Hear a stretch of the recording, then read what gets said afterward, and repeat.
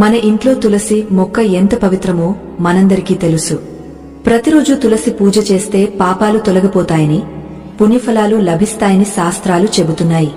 కాని మీకు తెలుసా, పితృపక్షం సమయంలో మాత్రం తులసికి నీరు పెట్టడం చాలా పెద్ద నిషిద్ధం. అంతేకాదు, అది ప్రాణాంతకమని కూడా శాస్త్రాలు హెచ్చరిస్తున్నాయి. ఎందుకు ఈ కాలంలో తులసికి నీరు పెట్టకూడదు?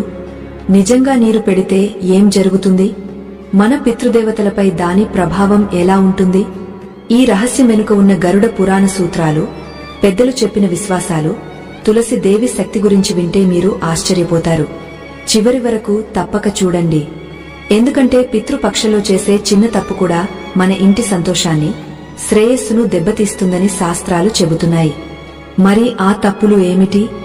ఏం జాగ్రత్తలు తీసుకోవాలి? ఇప్పుడు ఈ వీడియోలో పూర్తిగా తెలుసుకుందాం. పితృపక్షంలో ఎట్టి పరిస్థితుల్లోనూ తులసికి నీళ్లు పోయకండి. అలా చేస్తే మీ కుటుంబమంతా నాశనమవుతుంది. నా ప్రియమైన వీక్షకులారా, పితరుల పక్షం రోజుల్లో ధర్మం, శ్రాద్ధం, తర్పణం గురించి మాట్లాడేటప్పుడు ఎప్పుడూ ఒక ప్రశ్న మన మనసులో మెదులుతుంది.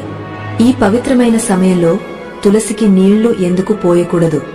ముఖ్యంగా మహిళలు ఈ మాట తప్పకుండా వినాలి. నా ప్రియులారా, కాస్త ఆలోచించండి. తులసి కేవలం ఒక మొక్క మాత్రమే కాదు.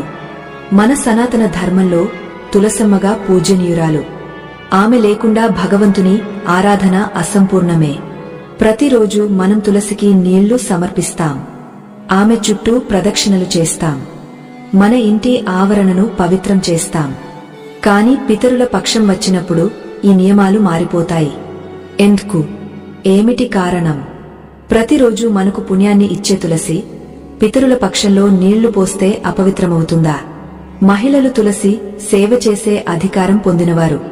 వారు ఈ నియమాన్ని మరింత గాఢంగా అర్థం చేసుకోవాలి.